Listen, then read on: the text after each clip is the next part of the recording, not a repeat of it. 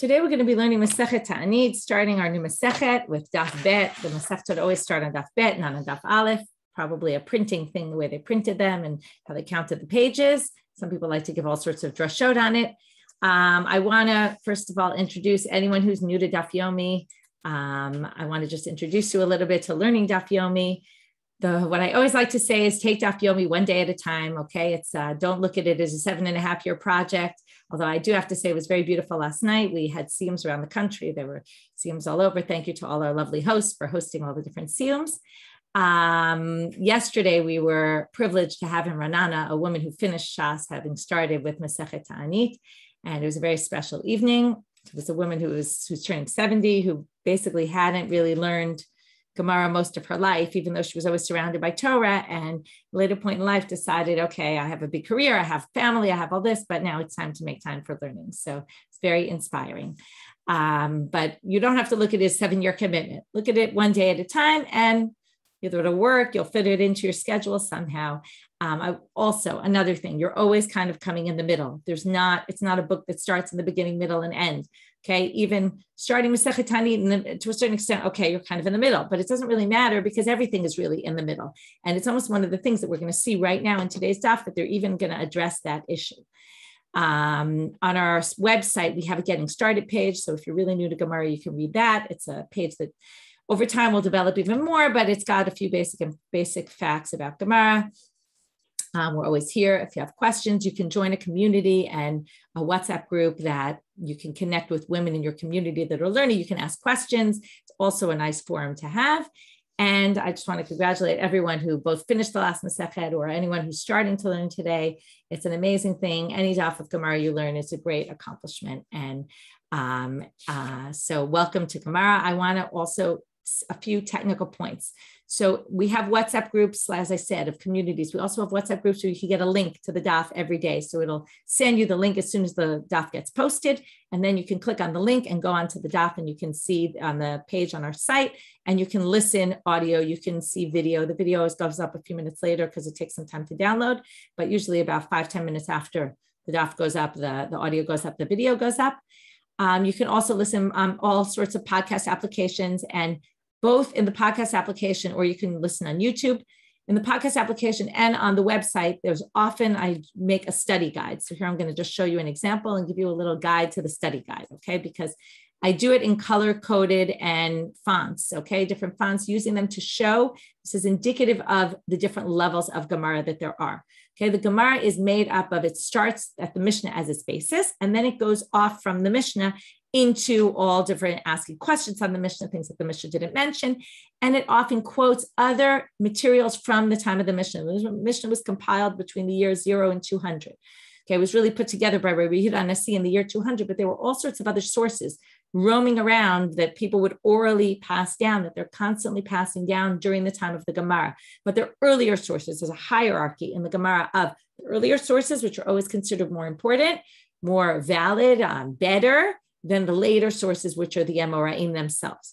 So whenever it's in red, that's Taanitic material, okay? That's going to be different from all the black text, which is all when the Amoraim are talking, the people in the time of the Gemara, who lived from around 200 to 500. In addition, we have things in our text which come from the year 500 to 800, which were then later added into the text. I don't distinguish between those. Mostly in the academic world, they analyze, okay, which is certain, people in the academic world, which is what we call from the Amoraim and which is from the time period after the Sforaim. Sometimes I mention it, but it's not something I do systematically. The purple are psukim from Tanakh, because often the Gemara will quote verses from the Tanakh, and as you see in this sheet, okay, so there's the red is Taanitic, the purple is from the Torah. I don't always make reference to the sheet in class. Sometimes I do. Sometimes I'll share a screen like today I will toward the end of daf, but it's something that you can use to follow. The other thing that I do in the sheet, if you noticed, it's all in Hebrew. Unfortunately, it's a long time to translate that kind of thing, but it shows question, answer. It's all indented, so you can get a sense of the flow of the Gemara, because one of the complicated things about Gemara is catching the flow and what were we up to and where were we, and we got off on this tangent. So here, it connects to, it sort of puts it in visual form of how the flow of the Gemara is working. I'm not a big intro person, so with that, we're going to get started.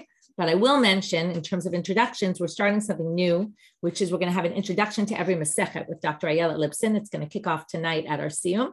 So if you're learning Masechet Taanit today and you didn't learn Masechet Rosh Hashanah, you're invited in any case to join our Siyum, which will be tonight at 8 p.m. Israel time. So wherever you are, you can calculate the time. You can still register on our site up until the time of the Siyum. You'll immediately get a Zoom link. It's on Zoom, so everyone can come. And there'll be an intro to Masechet Taanit in addition to finishing up Rosh Hashanah. And from now on, Dr. Lipson is going to have a shiur that will go up on the site. There's actually a longer version of it that's up. It's going up later today in the Hebrew site of a good introduction to the Masechet. So, and in addition, we have other weekly content that goes up. For example, on also the beginning of every Masechet, Gita does an introduction. Gita Neufeld is with us on the Zoom. She does a great introduction to the Masechet, so you can read up on that. So in general, there's some information you can read up by looking on the site. Okay, and if you join our WhatsApp group where we send all the links to all that supplementary material get sent there as well. And with that, we will get started. From where do we say, from when do we start mentioning Gvurot Geshamim? Okay, that's a term we're going to have to explain what exactly it means. Okay, this is a strange question. We start off a Masechet with a question, and we start off a Masechet with a question about something as if it assumes certain previous knowledge. What is, rain, we know what it is. Gvurot Geshamim means the strength of God when it comes to rain. And that's going to be what we call, in other words, Mashiv HaRuach Morida Geshem, which we add to our prayers in the blessing called Tchiyat HaMetim, or we also call it Gvurot, which is mentioned here. Some people have, by the way, a different version of the text, which says B'Tchiyat HaMetim, which is the second blessing of the Shemona Esrei. So the Mishnah basically starts off assuming that you know that there's something called Mashiv HaRuach Morida Geshem, and assuming that you know that we added in our prayer. And the only question that remains is, well, what day do we start adding it into our prayer? So it says here, Rabbi Eliezer Omer, Miyom Tov Harishon Shel Chag. Okay, like many things, we're going to have a machloket about it. Rabbi Eliezer says from the first day of Chag. Chag, that sounds very generic, from the holiday. What holiday? Well, often Chag is the word they use for Chag Sukkot. So the first day of Chag Sukkot, which is not what we do. We do it on the last day, Shmini Atzeret. It's not even the last day of Chag Sukkot. It's the day after that Sukkot ends. Rabbi Yoshua Omer, Miyom Tov Ha'acharon Shel Chag. He says from the last day of the Chag, which he means is Shmini Atzeret. And that's what we hold by. Here we see two opinions. Later, we're going to have a Braita, which is going to show there's another two opinions. So there's really four opinions about what day we start saying this. Before we go on, I just want to point out there's a lot of similarities, if you didn't already notice, to this Mishnah and the first Mishnah of Brachot. Brachot is the first Masechet of Shas, and it starts off with Me'matai korin et Shema ba'aravim. From when do we start saying Shema in the evening? Which also assume that you know that we say Shema in the evening, and then it's a Me'matai. From when do we say Shema? In the morning. It took all these assumptions, like as if you know that there's such a concept of Kriyat Shema, and if you know that we say it in the morning and the evening. And the first question the Gemara asks there is, Tana Hechakai, where was the Tana standing that he started asking this question? First of all, really strange. Forget about that we start a Masechet like this. We start all of the Gemara with a question that assumes all sorts of previous knowledge. So the assumption is that everybody knew because everyone was doing Shema, right? Everyone knew Mashiv HaRuach Morida Geshem, just like you probably mostly know, because it's part of our daily prayer. So we know that. So they're coming off of what we already know, but the Gemara is not usually satisfied with that. They say, but this is a book. The book should be organized in a particular way. So the same question we had in Brachot is going to appear here as well. It's going to be the first question of the Gemara. Where was our Tana standing that he started asking this question if we know already about all this other things? And the second thing that's similar, I just wanted to point out another similarity. There it said, we do it from the time the Kohanim go to eat their truma, which is Seder Kochavim, when the 3 stars come out at night. And then the Mishnah gave one opinion, and then we brought a Braita with 5 different opinions. And we saw that there wasn't just one opinion like the Mishnah said.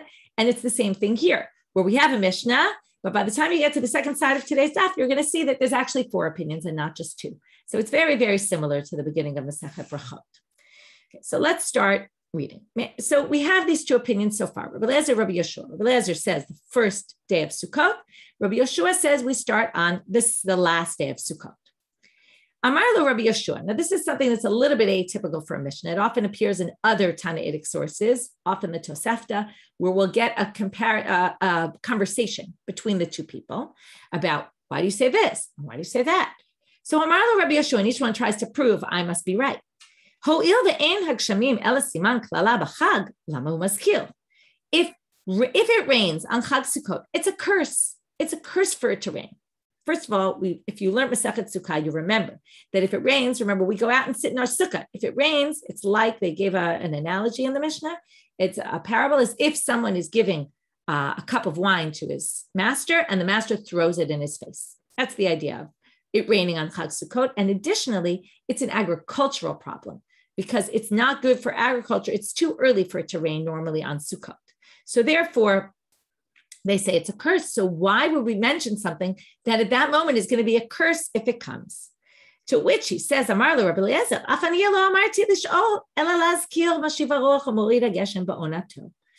didn't say that we should actually start asking for rain. I said we should just mention it. Now I'll give you some background in case you know this, which again, most people might know this, which is that there's 2 times we mention rain in our prayer.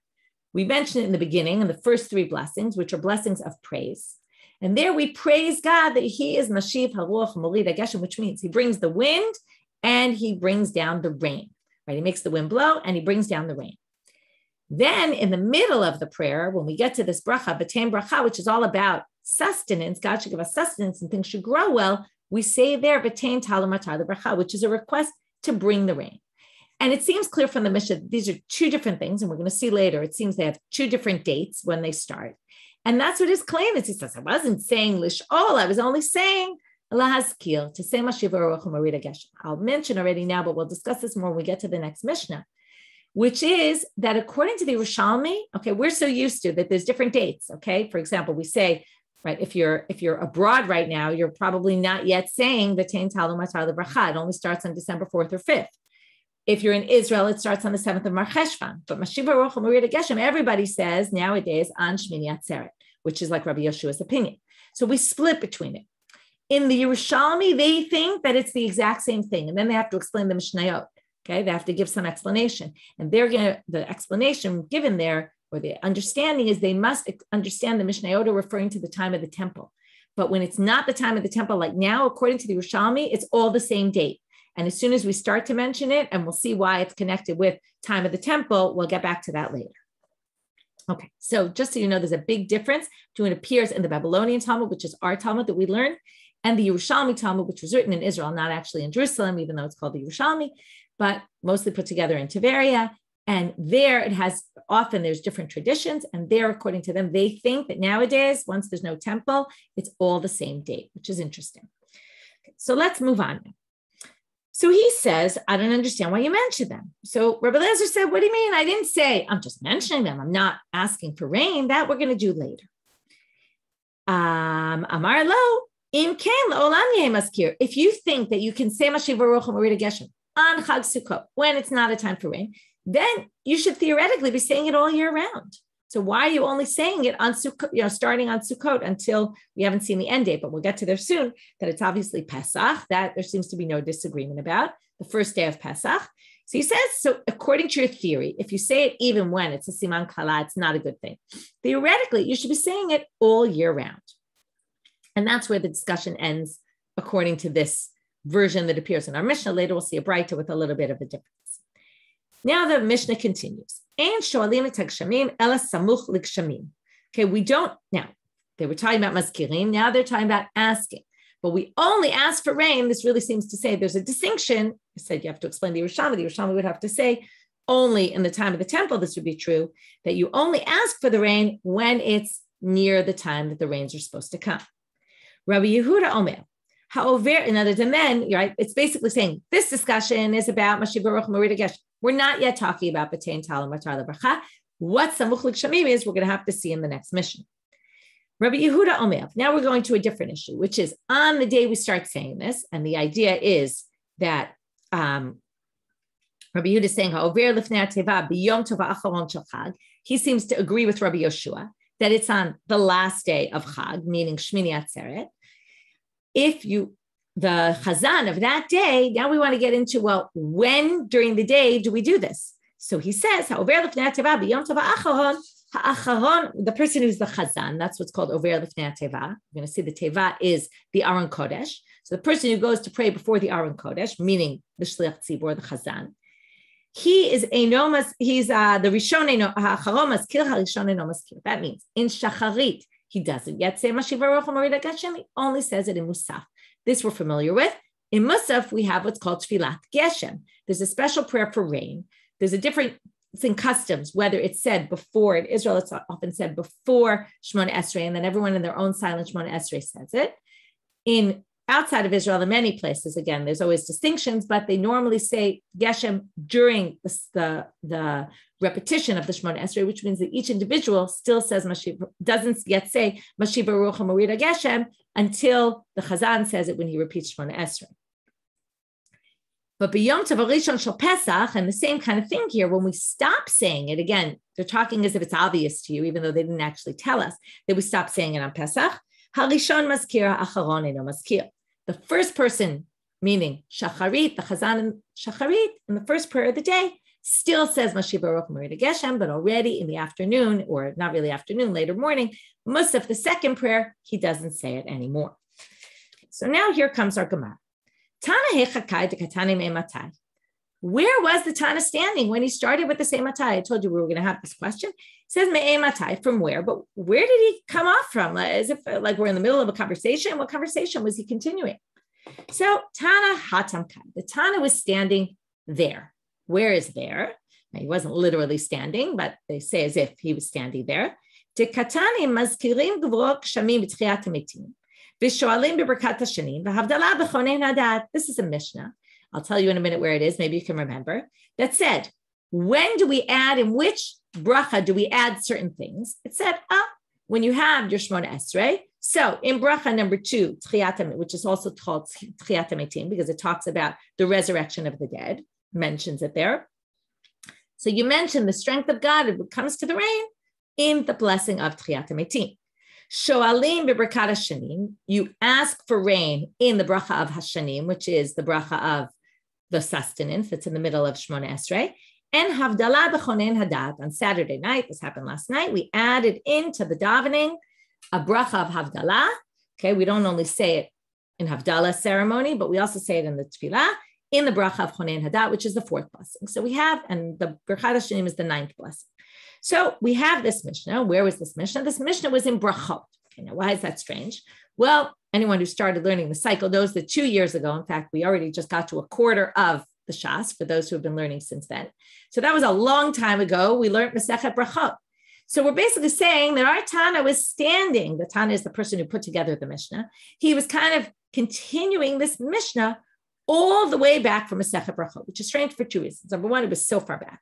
Number two, it was in a different Seder completely. There's 6 Sterim of the Mishnah. Brachot is in Zraim. It's the only one that has a Talmud Bavli on it. This is good if we were already mentioning Yerushalmi. So the Talmud Yerushalmi has a whole, everything of Zraim in it, because Zraim were all mitzvot connected to the land of Israel. In Babylonia, these were irrelevant. Shemitah, Maaser, Bikurim, all these things weren't relevant outside of Israel, so they didn't have Gemara on it. So that was in Seder Zraim. The next Seder is Moed, which we're going to, Bezrat Hashem, be finishing in March. So there you have, different Seder, a long time back. How could we say he was there? So the Gemara asked that. If they wanted to, right? So I skipped a line, but then it's basically what we said. Vikatane, and the Tana was kind of standing there, and then continued the sentence saying, so you mentioned Gvorok Shamim, where you put it in the davening. Now let's answer when. When do you say it? So now the Gemara says, why didn't it say it there then? If you were so curious, you should have mentioned it at the time it was mentioned. Right? We all know the Gemara goes off on tangents all the time. So if you're already mentioning it, you should have mentioned it there. Why did it leave it until now? It seems very odd. So therefore, the Gemara suggests a different answer, and there's 2 ways to read this. Either it's rejecting that answer, or it's keeping that answer but adding something else. Okay, so there's 2 ways to read it. You'll learn as you learn Gemara that there's often at least 2 ways to read many sentences, sometimes even more. So Elatana me Rosh Hashanah Salik. We're going to assume he came off of Masechet Rosh Hashanah, which, as you know, we're finishing. We haven't even finished it yet. We're going to finish it tonight. The Tana is standing in Masechet Rosh Hashanah. Ditnan, as it said in the beginning of Masechet Rosh Hashanah, Ubechad nidonim alamayim. There was a Mishnah that started talking about which holidays are we judged on which things. And it said, on Chag Sukkot, we get judged on water. And therefore, how much water, how much rain we will get that year. And therefore, they're continuing the topic that was started in Masechet Rosh Hashanah, which makes sense that Rosh Hashanah wanted to finish with all the Rosh Hashanah issues. Once it finished with that, we can now go back to something that was mentioned in the previous Masechet. And then it makes a lot more sense. So now they say,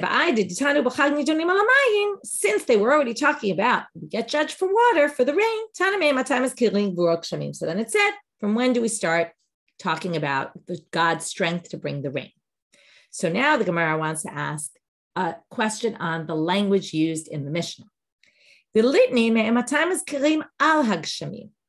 did the language in the Mishnah say, when do we mention the rains? Why did it say, my gvurot geshamim, the strength of God when it comes to rain? What does strength have to do with rain? Where does that come from? So this is more of a drasha, okay, like a drasha in the Mishnah, which doesn't always come up. Usually we have drashot on psukim. This is a drasha in the Mishnah, which does come up. It's just not always. So now the Gemara says, Amar Rabbi Yochanan. They're going to quote Rabbi Yochanan. We're going to see a bunch of statements of Rabbi Yochanan about rain that are more in the world of drasha. Mipnei sheyordim bigvura. Because rains come down using the element of God called gvura, strength. Okay, it's the strength of God that brings the rains. How do we know this? Shene'emal, oseg dolot. Now here's a tricky thing. It says ad ein cheker v'niflaod ad ein mispal. I'm going to go a little bit off on a tangent away from the structure and the flow of the Gemara to talk about this mistake in the text. This is a mistake. Now you might be saying, no, isn't it oseg dolot ad ein cheker? That sounds very right. Why does it sound very right to you? Because in our davening in Arvit, the nighttime service, there's a prayer after Shema Emet Ve'emunah, and the words of the prayer are taken from this verse, which is actually a verse in Job, and it says Oseg Dolot Ad Ein Cheker V'Niflaot Ad Ein Mispal. That's the prayer. The prayer is God does greatness without any. Maybe someone can help me with the translation for Cheker, but without any. Without, like, it can't be checked. It can't be checked up on. No one can exactly hear comprehension. Okay, without comprehension. V'niflaot, wonders ad ein mispar. They can't be counted. Okay, so it's like a parallel to counted. Okay, it can't be checked. It can't be, okay, these are things no one can really grasp. So in our prayer, it says, Oseg dolot ad ein cheker. In the actual verse, it says, Oseg dolot ve'ein cheker. Not ad ein cheker, but ve'ein cheker. And there is no way to investigate. The meaning is not so different. But what probably happened, and this you can understand a little bit about how the text of the Gemara that appears in front of us, right? You can see there's a little aleph there if you're using a regular Gemara, and it sends you to the Hagahot Bach, and he fixes it, and he says there's a mistake in the text here. It shouldn't say ad ein, it should say ve'ein, because that's the way the actual verse says it. What probably happened? The person who was the scribe, whose text was used when they went to print, had in his head what he's used to saying in davening, because the davening often takes a verse and changes it a little bit. So because of that, probably the mistake happened because it was something that, right, when I was learning this lesson, when I was preparing this on Shabbos, I was reading it and I said, this sounds so familiar, right? And then I was like, okay, where's it sound? I started reciting in my head. I realized, from Mars. Then I realized that's why there was a mistake, because it does sound right. Wait, why are they correcting it? Oh, because the actual verse, which people were less familiar with, I guess, the pasuk in Eov, right? It's a hard enough book to learn, right? Definitely to remember all those psukim in Eov by heart would be complicated. So that's how the mistake got here. Okay, in any case, that's really an aside, just an interesting aside. But let's go back to our topic. So Rabbi Yochanan says, they come down with gvura, with strength. How do we know this? We're going to need a few verses to build the case. So the first verse says he does greatness, right? Without investigation, without inquiry, however you define it. V'niflaot ad ein mispar, that can't be counted, all his wonders. That doesn't say anything about gvura, by the way. Uchtiv, and additionally it says, and it doesn't say anything about rain, by the way. But the next verse in Eov says, Hanotem matal al pnei haaretz v'sholech mayim al pnei chutzot. Then it mentions the idea of rain, that God brings rain to the land, etc. Okay, so there you have the connection between this greatness God does without cheker, and then he brings the rain. So that didn't really help us. It didn't say gvura in there. So my mashma, how do you get it from the pasuk? Right. Sometimes the Gemara asks exactly the questions we want to ask, which is, that wasn't very clear. That didn't really answer our question. So the Gemara says, Amar Rabba Bar Shila, they quote someone who says, Atya cheker cheker mibriato shel olam. We're going to compare the word cheker that's used here to the word cheker that's used in the creation of the world. How so? I had to correct myself because it doesn't say it in Sefer Bereshit, okay? It doesn't say it when the world was created, but there's all sorts of verses in the Nevi'im that describe, and also in Tehillim, in Nevi'im and Ketuvim, that describe the creation of the world. And we're going to see that it's described using the word cheker. And then we're going to have to see where it's described using gvura. Once we have gvura with cheker, when Briat HaOlam, we're going to say the cheker of the rain in Eov connects with the gvura of the Briat HaOlam. But what we're really doing here is something more interesting, which is they want you to connect already from day one. And if you remember, we had other Masechta where they start comparing it to the temple, right? And you want to get this image of the temple in your head. Here, they want you to have an image of Briat HaOlam and how the rain is a continuation of seeing the creation of the world in your everyday life, basically, and in the rain. It's this God, it's brought by God in the same kind of way that God created the world. So, in other words, it's a technical drasha, but it's really trying to get at a bigger concept. So now we have, Rabbi Yochanan says, right, so he brings the first pasuk, Oseg Dolo ve'en cheker, which connects with rain. The next pasuk is cheker by Briat HaOlam, by the creation of the world. Ktiv hacha, Oseg Dolo ve'en cheker, right, which is our pasuk, which should be ve'en cheker. Again, it has to be corrected. Uchtiv hatam, halo yadata im lo shamata Elohei olam Hashem. But you know, even if you didn't hear, that the God Hashem, borei ktsot haaretz, okay, he created the edges of the earth. Lo yi'af lo yigai, he will never tire. Ein cheker litfunato. There's no way to comprehend his greatness, right? His tfuna, his understanding of the world. Okay, so now you have, this is a verse in Yeshayahu, chapter 40. From there you have cheker, by the creation of the world. Uchtiv, now we're still missing the word gvura. It doesn't say gvura anywhere. But in another verse about the creation of the world in Sefer Tehillim, Psalms, it says, Mechin harim bekocho, ne'ezar begvura. God created the mountains with his strength, and ne'ezar, he was girded with gvura, with strength. So there we have it. Gvura is mentioned by creation of the world. Creation of the world, it says cheker, right? There is no cheker, you can't possibly understand. And by the rain, it says cheker. So there you have it. The rain was big gvura. That's, again, a little bit distant. Right? It's not the most strongest proof because it's very, I mean, you could say it's kind of like the transitive property of mathematics. But again, I think they're trying to get to a broader concept here. And it's similar to what he's going to say in another minute. Okay, we'll get to another statement of Rabbi Yochanan after we get past this next line. Umenalan de bitfila. Another question asked. Again, something that's so obvious to us, but wasn't necessarily obvious to them. How do we know that we're supposed to mention this in our prayer? Okay, again, it's so obvious to us because we mention it in our prayer every day, but it wasn't obvious to them. De Tanya, as it says in a Braita, and here they're going to quote verses from Shema that we say every day. The second paragraph of Shema, and near the beginning it says, La'avat Hashem Elokechem, to love your God, right? We're commanded to love God, Ule'ovdo b'chol levavchem, and to worship him in all of your heart. Ezuhi avodah shebalev. What is avodah shebalev? What does that mean to worship God in your heart? How could you do that? What does that mean? Hevei omer zot tefillah. This is a reference to prayer. This is why we talked about in Masechet Rosh Hashanah about the importance to pray with your heart, because that is the essence of prayer. Uktiv batrei, and the pasuk right after it says prayer, what does it say? V'natzati mitaretzachem b'ito yoreh malkosh. I will bring the rains in their proper time, right? The first rains and the later rains. Okay, I'm going to bring them in the right time. So here you see the connection between prayer and rain. Again, the juxtaposition of the psukim shows you this. Now we get to this other statement of Rabbi Yochanan that I promised. Amar Rabbi Yochanan, very famous statement. There are three keys in the hands of God that God himself is involved in, that he doesn't give them to any messenger. What are they? Ve'eluhen, mafteach shel gshamim, rains, mafteach shel chaya, childbirth, whether it's getting pregnant or having children, giving birth, umafteach shel tchiyat hametim, and the resurrection of the dead.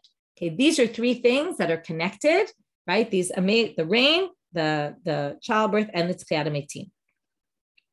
Mafteach shel gshamim. Now, how do we know? So we're going to bring verses that in all these psukim, there's a word of patach, which comes Okay, patach means to open. Mafteach is a key. Why? Because key opens.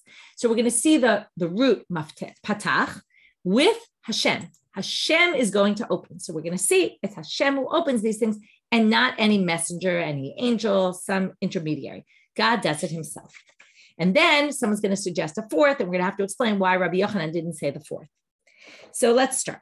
The Mafteach Shel Gshamim. How do we know that God has the rains, the key for the rains? Dichtiv Yiftach Hashem Lechat Otzaro Atov Et Hashamayim Latet Metaretz Lecha Bito. God will open up his storage house and the skies, the heavens, to bring the rain in its proper time. Okay, this is a verse from Sefer Dvarim, okay, from the Torah. Mafteach Shel Chaya Minayin. This is nice. We just read this in shul yesterday. Dichtiv Vayizkor Elohim et Rachel Vayishma Eleha Elohim Vayiftach et Rachma. Okay, we didn't bring Hashem Pakat Tzara because the word patach doesn't appear there. Here, the word patach appears. He opened her womb. So here you see, God does it himself. This is in the famous chapter of Yechezkel Lamed Zayin, where it talks about 37, talks about the resurrection of the dead. And it says there, you will know I am your God when I open up your graves. And right, so again, God will open. But in Israel, which is interesting, Rabbi Yochanan himself came from Israel, but it must have been a different group of people in Israel held this way. Even sustenance, daily sustenance of people. This is the most familiar pasuk of all. Right? Now, it's a little bit different because it doesn't say God will. It's saying you should open up your hands and, right? But it's almost saying God is the one who's poteach et yadecha. You open your hands and you give sustenance to everybody. So there you see another one. Rabbi Yochanan, my time alo kachashiv laha. So why did Rabbi Yochanan mention this one? Amar lecha kshamim haynu parnasai. So rain is sustenance. And in fact, I mentioned before, the ninth blessing of Shemona Esrei, where we add the Tein Talam Matah Bracha, is really a blessing of sustenance. So sustenance and rain are interconnected, and therefore it's one and the same, and that's why he didn't list it as a fourth. Now we're going to go back to our Mishnah and try to better understand these two different opinions of Rabbi Eliezer and Rabbi Yoshua. Rabbi Eliezer Omer miyom tov harishon shel chag. Ibayelehu. They asked a question. Rabbi Eliezer mehecha gamrila. Milulav gamrila or minisuch hamayim gamrila. We now want to understand, we're going to assume that he must connect it with some mitzvah of Sukkot. So what are the two main mitzvot of Sukkot that we can think of besides sitting in a sukkah, which doesn't really seem to connect to rain? There's either the lulav and etrog, which connect to rain because it was the rain that brought them, the rain keeps them alive, right? If you don't have water, we're going to see this in the Gemara later, right? We all know what happens to your lulav and etrog after Sukkot, right? It dries out when it's no longer in water, even on Sukkot, unfortunately. The arav would always dry out, right? They can't really live without water. And the nisuch hamayim are the water libations they did on Sukkot. Okay, there's a debate, and we'll mention this a little bit later. It's a debate about these water libations, whether they were part and parcel of the sacrifice. The daily sacrifices on Sukkot had an extra obligation to bring, not only they did wine libations and mincha offerings, meal offerings with them, but they also poured water on the altar. Or it's a whole separate obligation, not connected to the korban, to the sacrifice, just a separate obligation to the Nisuch HaMayim. We learned about in Sukkot also that the Simchat Beis Shoeva celebrations had to do often, people connected them with the Nisuch HaMayim. Anyway, we'll talk about that soon.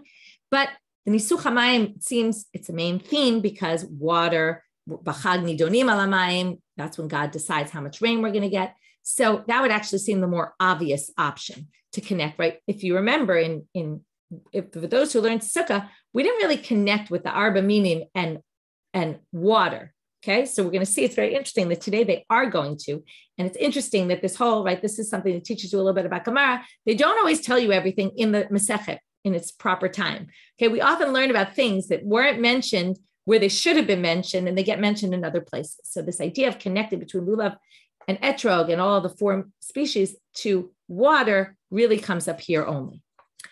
So why that is, I can't tell you, right? In other words, why they don't always mention everything there. It's just sort of, it was their, I don't know, it was more a style of learning. It didn't come up in the discussion there. It came up here. There's no good answer to that question. So now the question was asked, Rabbi Eliezer mehecha gamar, did he learn from lulav or did he learn from nisuch hamayim? And then we're going to see, well, what's the relevance? Milulav gamarla, if milulav gamarla, okay, we're going to have both options. Ma lulav biyom, af haskara biyom. If it's from lulav, then we're only going to mention it during the day, right? we already saw in the Mishnah that we only mentioned it during the day and we only mentioned it at Musaf. We don't mention it even, right? Certainly not the night before, even in the morning. So if you learn it from lulav, you could say, just like lulav's in the day, then you only mention it in the day and not at night. Udilma or maybe minisuchamayim gamarla. Maybe we learn it from the water libations. If so, manisuchamayim meorta, you could do it at night. How do we know you could do it at night? This is a little bit strange. We'll talk about it. Tamar mar uminchatam v'niskehem afilu balayla. And therefore, afas kara meorta. Then you could even start mentioning Mashiv Ruach at night. Okay. What's this minchatam v'niskehem? What this really means, and what night are we talking about? We're talking about the night before. We're talking about Rabbi Eliezer. It would be the first night of Sukkot. Now, the Nisachim, the Nisuch HaMayim, nobody thinks that you did the Nisuch HaMayim the night before. Again, we'll talk about it. But right now, they seem to be learning it from the verses that talk about the libations that go with the sacrifices. Now, all libations that go with sacrifices can be brought at night, the night after the sacrifices are brought, which would mean, right, Tet Vav during the day is the first day of Sukkot. It would mean Tet Zayin at night, right, that night after.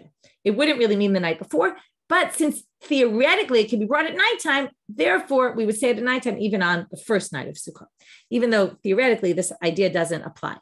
Some people think that what we really mean is the Nisuch HaMayim, the water libations, even though they really brought the water during the day, they would draw the water they would bring it from the Shiloach, which is right outside the temple. They would bring it from there into the temple. They would already kind of prepare it at nighttime. And maybe they started it at night, and that would be a kind of better proof, because then it starts the night before, you get ready for it, even though you really only do it during the day. So there's different ways to understand that line. So the question is which one, and that would affect whether we can mention it at night or not. So Tashma, what does the Gemara do? It often brings some outside source, sometimes Taanitic source, sometimes from the Amoraim. This is actually from the time of the Amoraim. Again, the Tanaim, just to go back and give some background, the Tanaim, the period that we call the Tufat Tanaim is basically from 0 to 200. The Mishnah gets put together around the year 200. However, much of it was oral and many things were floating around. Okay, we'll get later to a Braita. I'll already tell you what a Braita is. Braita comes from the word bar, which means outside, like wild animals are called chayot baal. So bar is outside. It means it's outside the Mishnah, meaning it's a source from that time period that didn't end up in the Mishnah or in the Tosefta, which was another parallel book from the same time period. So these are constantly being quoted in the Gemara because for years they orally passed these down, and people, it was their job to just memorize all these sources, and they're constantly bringing them up in the Gemara. Here, when you see the word Tashma, you don't really know where they bring a Tanaitic source or something from the Amoraim, and they happen to quote Rabbi Avahu, who I know is an Amora, not a Tana. Okay, he's the student of Rabbi Yochanan. So he's later. I'm a Rabbi Avahu, so we're not quoting from an early source, but we're quoting from an Amora. He says, Lo lamda Rabbi Eliezer ela milulav. Okay, he says it, so let's just assume that that's true. He says Rabbi Eliezer learns it from lulav, period. So now the Gemara says, well, some people say Rabbi Avahu Gemara Gemirala. He had a tradition. That's how we knew it. It was passed down by tradition. We don't really have a source for it. But some people think that he had a Braita to support him. And then the Gemara is now going to bring the Braita. And in bringing this Braita, it's a very long Braita. And we're going to learn all sorts of other opinions about the Gvorot Shamim. I charted on your sheet. I'll actually pull it up for a second so you can see. Here's the Braita in the chart. So you see there's going to be 6 different rabbis speaking. I made it in a chart form, even though they don't all directly disagree with each other. They're not all talking about the same issues. Presumably, really, particularly Rebbe, the 3rd opinion, and the 6th opinion are actually talking about other things. But we are going to see, as I promised before, 4 different opinions. There's Rabbi Eliezer, Rabbi Yeshua, and then we're going to get into Rabbi Yehuda ben Beter and Rabbi Akiva, who have 2 different other opinions about when we start mentioning rain. So let's start our Braita. So again, the purpose of bringing this Braita, this is very important to understand, is to tell you that why, right, that Rabbi Eliezer learns it from Lulav, and that's where Rabbi Avahu learned it from. But in bringing up this Braita, we're going to learn all sorts of other things as well. So Mahi, what's the Braita? Notice here it says alag shamim and not gvurot geshamim. That was maybe why the Mishnah started asking, why do you use this language? Because that language is used in a different source. Rabbi Eliezer omer mishat netilat lulav. Here you see, he doesn't say from the first day. He says from the time you take the lulav, which means the first day, but he's basically saying it's obviously interconnected with lulav. And Rabbi Yeshua also connects it with lulav, but why does he say the last day? Which is, again, once Sukkot is really over, Shmini Atzeret is no longer Sukkot. You don't take lulav and etrog on that day.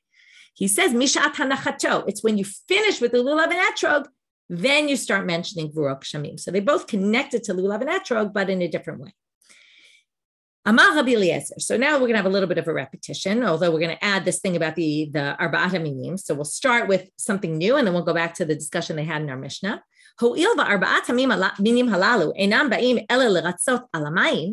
Since these four minim, okay, this is what they should have mentioned in Sukkah. The four minim are really coming to appease the water, meaning to appease God about answering our prayers for water. Since you can't have the four minim, if there was no water, they would never have grown properly, and they wouldn't be able to be sustained properly. It's basically a symbol of the world can't function without water. So now they say, Amar lo Rabbi Yeshua, Balog Shamim b'chag eino ela siman klala. But Rabbi Yeshua says Shamim on the holiday are a curse. So, which is why I see you're asking Gita, so why not on Hoshana Rabbah as soon as you put down the lulav? But he would say, still, it's a curse. So I'm not going to say it on Hoshana Rabbah because we don't want it on that day. Amar lo Rabbi Eliezer, afani lo amarti lishol elaskir. This is exactly what we saw in the Mishnah. I wasn't saying we should ask for it. I was only saying we should mention it. Ukashem shetchiyat hametim. And here's a further proof. Just like tchiyat hametim, we mention every day the resurrection of the dead. Maskir kol hashana kula ve'ena ela bizmana. And it's not its proper time. When is the resurrection of the dead? It's some future point. It's not today. So why are we mentioning it every day? Just like that. Even though we don't need rain today, why are we mentioning? We can mention it today, even though we don't need it. So then they say, right, therefore we can say, Gvurok Shamim, you can actually potentially, what he's saying is you could really say them all year.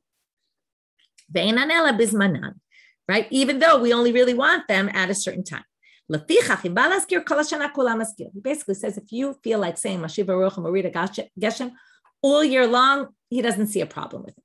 He still thinks that you should say it only from the beginning of Sukkot, but he says theoretically, if you said it earlier, I don't really have a problem, just like Tchiyat HaMetim. We're going to get back to what Rabbi Yeshua's retort to that. He has a good retort. It's not exactly comparable. But anyway, we're going to continue in the Braita now. He doesn't respond in the Braita. Rabbi Omer ani, I say, Misha'asha mafsik l'sheila, kach mafsik lahaskara. He says, yes, you have this argument about when you start, and then there might be a difference between when you ask for rain and when you praise God about rain. But when it comes to ending them, the end date is all the same. And that's what we do today. We end it all on Pesach, same day. There's no difference between Talam Bracha and Mashiv Baruch Morida Geshem. Rabbi Yehuda ben Betera Omer, Basheni B'chag Hu Maskir. On the second day of Sukkot, you mention it. Rabbi Akiva Omer, B'shishi B'chag Hu Maskir. This sounds very random. The second day, the sixth day, where does this come from? We'll see in a minute. Rabbi Yehuda, Mishum Rabbi Yeshua Omer, Ha'over lifnei ateva b'yom tov ha'acharon shel chag maskir harishon eino maskir. Right again, ba'acharon. Sorry, b'yom. I didn't read this right. Ha'over lifnei ateva b'yom tov ha'acharon shel chag, on the last day of the chag. Again, this is holding like Rabbi Yeshua. This we saw in our Mishnah. Ha'acharon maskir harishon eino maskir. Musaf they mention it, in Shacharit they don't. B'yom tov rishon shel Pesach harishon maskir acharon eino maskir. When it comes to the first day of Pesach, right, the Shacharit they still say it. In Musaf they don't. That was just the same as our Mishnah. Now we're going to get back to this, what was mentioned in the Braita. So they finished quoting the Braita to show Rabbi Eliezer learns it from Lulav, but now they want to explain a whole bunch of other things. Shapir ka'amar le Rabbi Eliezer le Rabbi Yeshua. He had a good claim about Tchiyat HaMetim. So Amar lecha Rabbi Yeshua could claim the following. Bishlam Tchiyat HaMetim maskir dekulei yom azimnehu. Really, it's true that it's not going to happen until some future point, but it could be any day of the year. So therefore, you mention it all year long. Elag Shamim, and that's what you think. Anytime the rain comes, it's its time. Of course not. That's not. It says in the Mishnah. Yatzani sam v'yarduk shamim smial klalayin. Shneimar lo tzirchitim hayom. This is in Shmuel when he talks about you're asking for the king at the wrong time. It's not the right time. He says it's like rain coming in the season, the time when it's Shavuos time, right after Pesach. We don't want rain. So that's not the same as Tchiyat HaMetim. We're happy for Tchiyat HaMetim to happen any day of the year. It's not the same thing. This is calendar-based. That's why he thinks you shouldn't say it when it's not its time. Now we're going to finish our daf with understanding day number 2 and day number 6. To do this, I'm going to pull up the sheet. Okay, so if you're not looking, then you can open your sheet. In the Psukim in Bamidbar, chapter 29, it lists all the sacrifices of the day on Sukkot. And it starts saying on the 15th of the day, on the 15th of the month, you should bring this. Here are the libations. This is exactly the amounts you're supposed to bring. And then it says, and in addition, you bring the serizim for Chatat, goat, and in addition to the Korban Tamid, with its mincha and its niska, okay, with the libations, its libations. In the second day, it says, okay, it's going to say, bring the nisachim with the Korban of the day, kamishpat, which means just like you said previously, it's like right ibid. And then it says muvad olat tamid uminchatam bin niskehem. Instead of saying niska, it says niskehem in plural. Now, if you look at all the following sukkim, and I bolded it to make it super easy, each one says kamishpat and viniska at the end, other than in day number 2 where it says viniskehem, it's libations in plural rather than singular. And in day number 6, it says unisacheha, which means it's libations. Also got a plural form. Okay, there's a difference. I'm not going to get into it right now. The difference between niskehem and nisacheha, but they're both plural forms. And in the 7th day, it says kimishpatam instead of kamishpat. Now the rabbis darshan this mem. There's an extra mem in the beginning. There's a yud in the 6th. In the second day, there's a mem. I made that bigger so you could see. In the 6th day, there's a yud, and in the last day, there's a mem. Mem yud mem spells mayim, water, and there's a reference to the water libation. So we're going to see, even though Rabbi Eliezer and Rabbi Yeshua connected it to lulav and etrog, these two opinions connected to the water libations, and they have different opinions about the water libations and when we did them. We assumed when we learned Masachet Sukkah it was every day, but we're going to see some other opinions here. So my time to Rabbi Yehuda ben Betera, Tanya, Rabbi Yehuda ben Betera, Omer ne'amar b'sheni v'niskehem. This is exactly what I quoted. So